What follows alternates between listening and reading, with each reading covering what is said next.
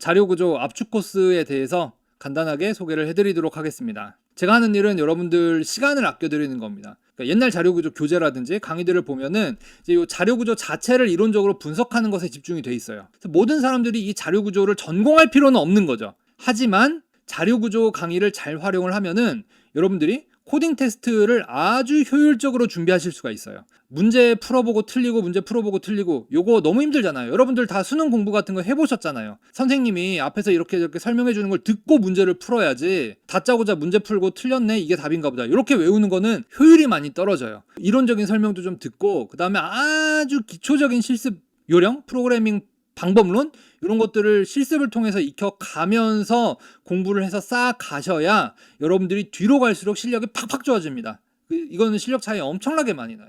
저 같은 경우는 그냥 철저하게 실습 위주로 돼 있습니다. 자, 코딩 테스트에 대해서 엄청난 오해가 있는데요. 그러니까 코딩 테스트라는 게 여러분들 어렵게 하려고 하는 게 아니에요. 회사 입장에서도 당연히 좋은 인재를 뽑고 싶어요.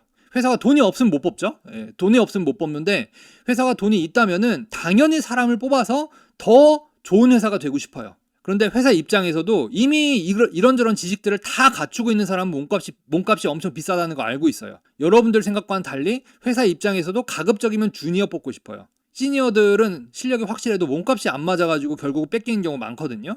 코딩 테스트가 하는 건 뭐냐? 여러분들의 가능성을 평가하는 겁니다. 여러분들이 생각할 때 아유 저거 머리 좋고 문제 많이 풀어보네 뽑으려고 하는 거 아니야 이럴 수 있는데 1차로 그냥 푸는 점수 갖고 걸러낼 때는 어쩔 수 없어요. 그럼 기계로 걸러내는 거기 때문에 점수 높은 사람을 뽑아야 되는 측면이 있는데 그 진짜 인터뷰 방식 코딩 테스트로 넘어가면 그러니까 자동 채점기가 하는 거 말고 사람이 하는 평가로 넘어가면은 그때는 가능성을 평가하고 싶어서 코딩 테스트를 하는 거예요. 모르는 문제도 푸는 능력이 있는지를 테스트하고 싶어요. 그게 원래 의도예요. 그런데 쉬운 문제는 다 풀어봤기 때문에 모르는 문제를 내려면 어려운 걸 낼 수밖에 없는 거예요.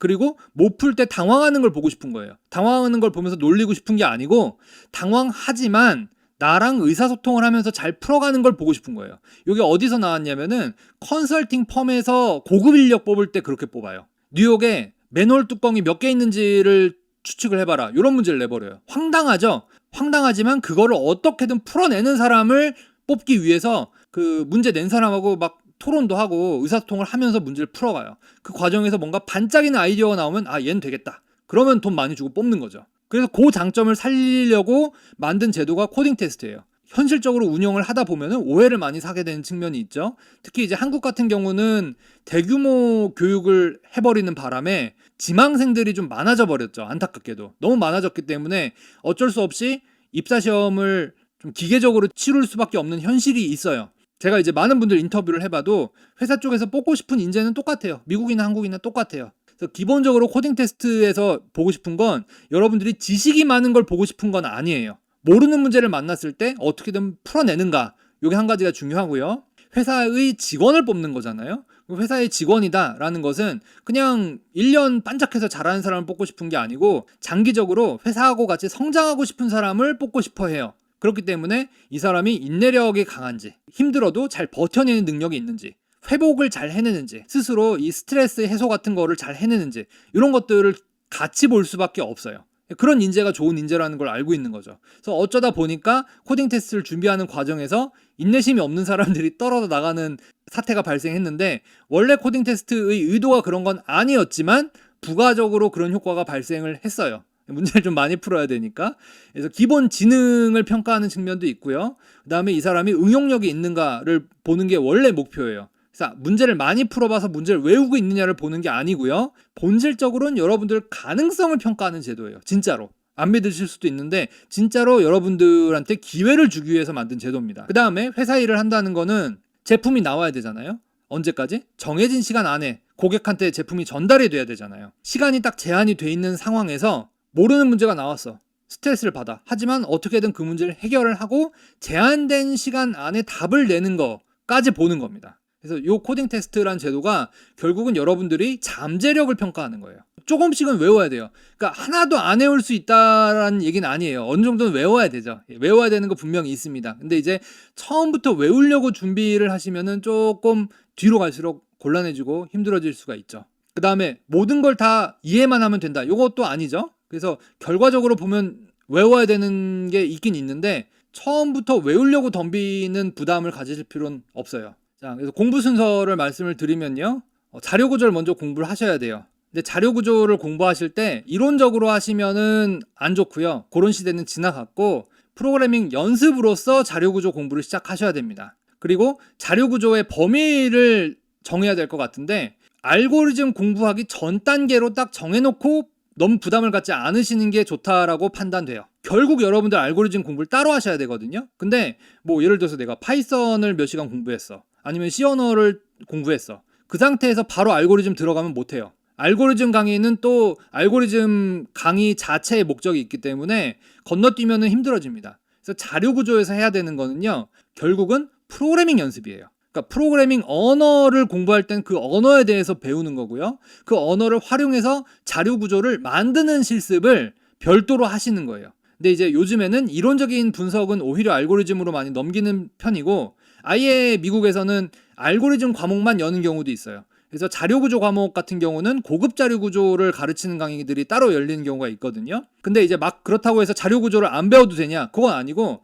알고리즘 강의 안에 자료구조가 그냥 들어가 있어요.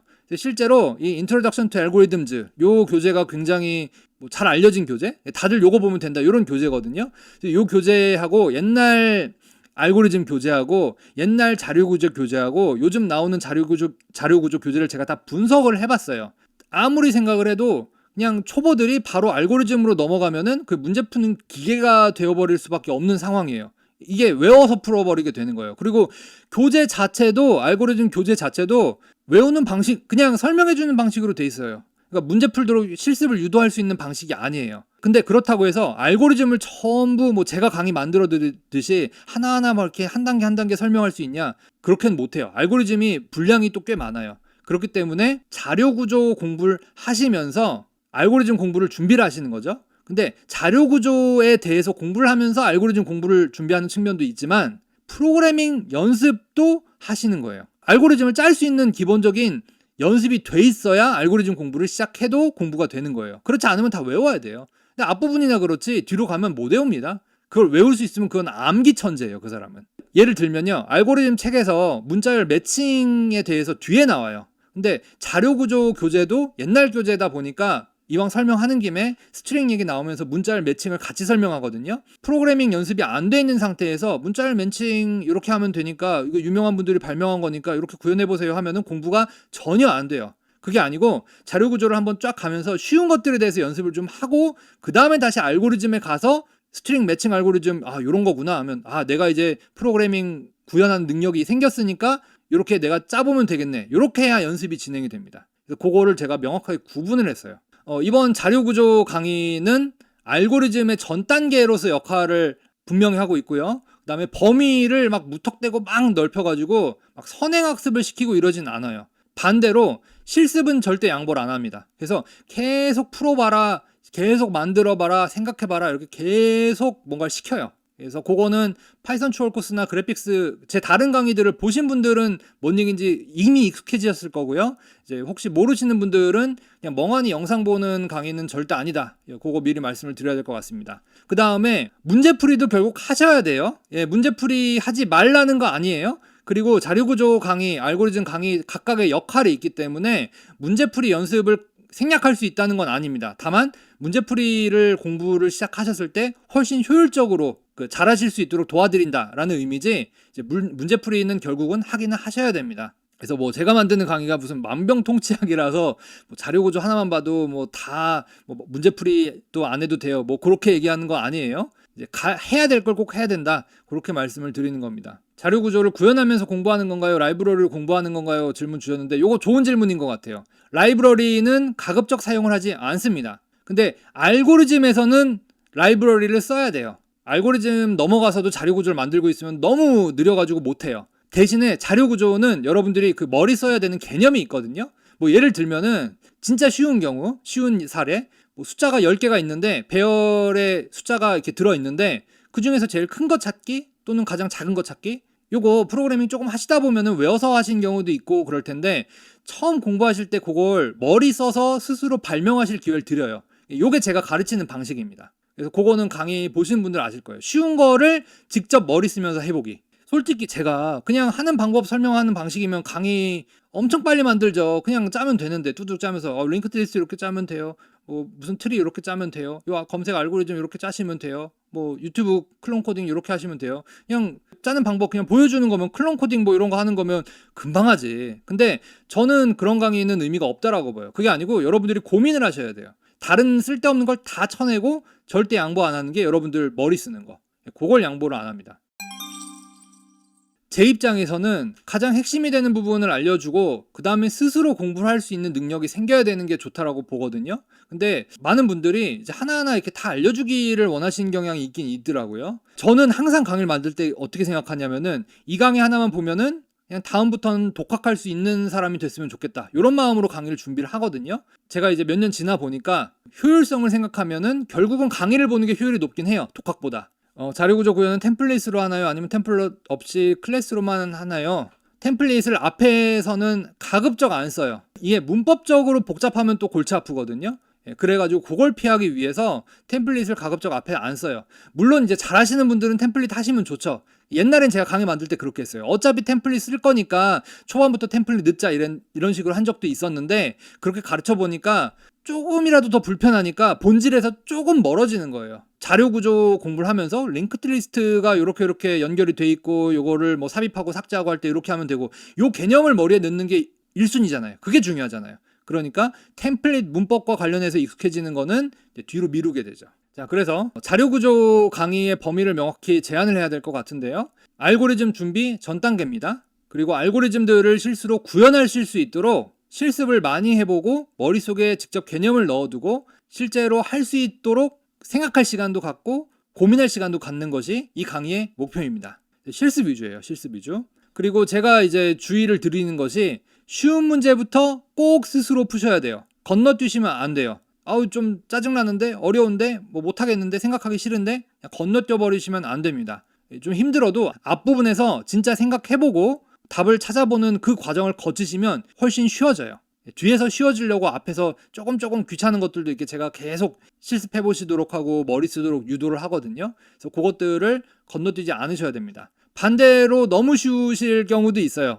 자료 구조를 한번 공부하셨다 그러면 뭐 아니면 프로그램을 좀 잘하신다 이럴 경우에는 너무 쉬우실 수도 있어요. 사람에 따라서 난이도가 다르게 느껴질 수 있습니다. 그 자료 구조 교재들을 보면요, 그림을 예쁘게 그려주는 교재들 굉장히 많아요. 그게 나쁘진 않은데 저는 반대로 가급적 그림을 덜 보여주고 문제를 풀라고 시킵니다. 그리고 뒤에 가서 그림으로 설명을 해줘요. 이게 왜 그러냐면은 여러분들이 스스로 머릿속에 그림을 그려낼 수가 있어야 실력이 늘어요. 그림을 보고서 이해한 것 같아, 이거 엄청난 착각입니다. 그림을 보기 전에 내가 스스로 상상해서 이걸 그림을 만들어낼 수 있어야 그게 이해를 했다는 거예요. 여러분들이 머릿속에 그림 그려내는 상상력을 갖지 못하시면은 복잡한 거는 전혀 공부를 하실 수가 없어요.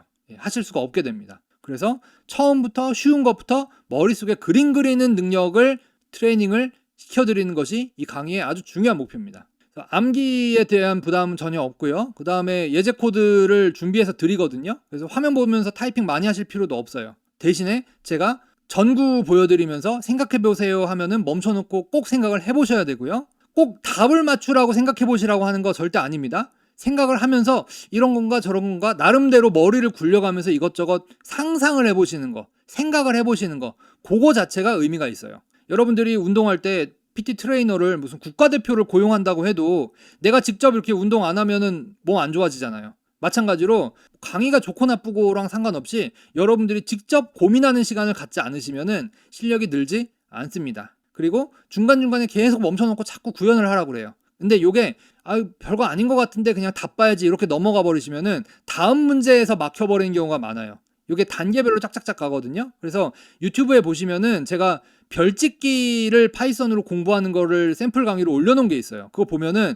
단계별로 이렇게 쫙쫙쫙 해갖고 별짓기를 하실 수 있도록 유도를 해드리거든요. 그래서 그런 방식으로 돼 있기 때문에 좀 쉽더라도 직접 해보면서 가시고 뒤에 어려우면 포기하지 않고 좀 덤비시는, 도전해보시는 그런 태도로 공부를 하셨으면 좋겠습니다. 자, 그래서 여러분들이 공부를 하실 때 계단이 너무 크면은 못 올라가고 절망하는 경우가 있는데 저는 그게 참 안타까워요. 그래서 좀 자잘한 계단을 많이 놓아드리려고 준비를 하는 강의입니다. 그래서 앞부분 같은 경우는 너무 좀 자잘한 측면이 있어요. 근데 뒤로 가면 조금씩 빨라지거든요. 그래서 앞부분에서 이제 좀 자신감을 얻으실 수 있는 분들은 자신감을 얻으셨으면 좋겠고, 앞부분에 조금 지루하신 분들은 뒤로 가면 템포가 좀 빨라지니까 이제 좀 앞부분 빨리 지나가고 뒤에 가서 또 고민의 시간을 좀 가지시면은 여러분들이 성장하시는데 도움이 많이 될 것 같습니다. 여기까지 홍정모의 자료구조 압축 코스 강의를 간단하게 소개를 해드렸고 공부 방법에 대해서 안내를 드렸습니다.